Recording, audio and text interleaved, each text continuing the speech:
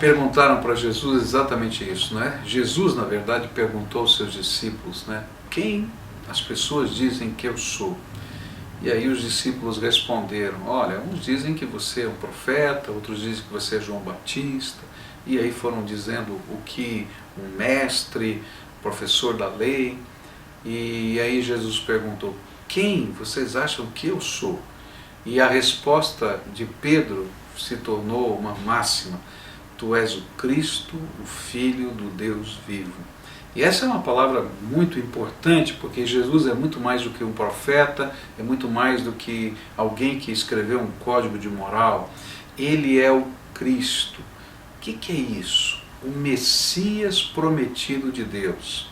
Deus prometeu que de alguma maneira, em um tempo da história, Ele enviaria alguém especial que faria uma obra de salvação nessa terra. E esse seria o ungido de Deus. E Pedro disse para Jesus, tu és esse prometido de Deus.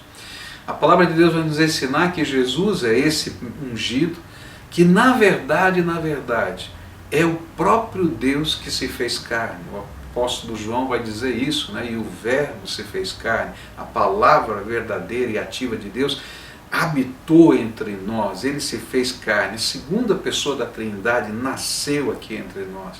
Quem é Jesus? Jesus é o Deus conosco, o Deus que se fez carne, o Messias prometido que veio.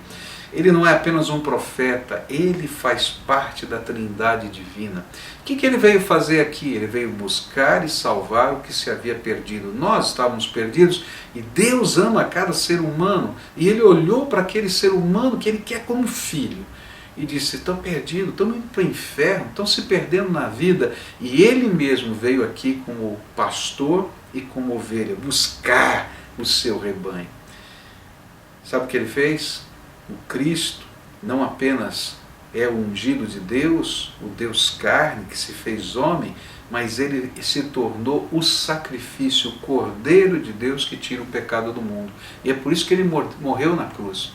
Porque o salário do pecado é a morte. E a consequência do pecado é morte eterna, separação de Deus.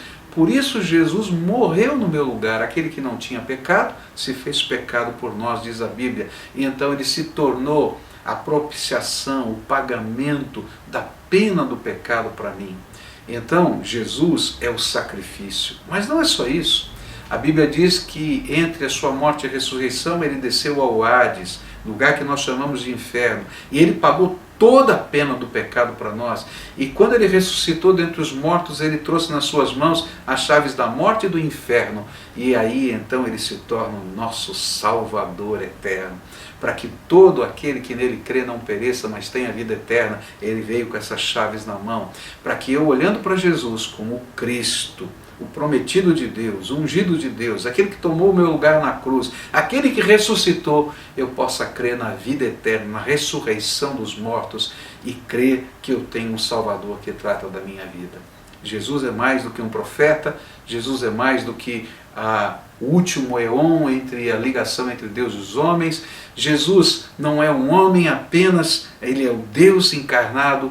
Jesus é o meu e o seu Salvador. Que ele seja assim na sua vida.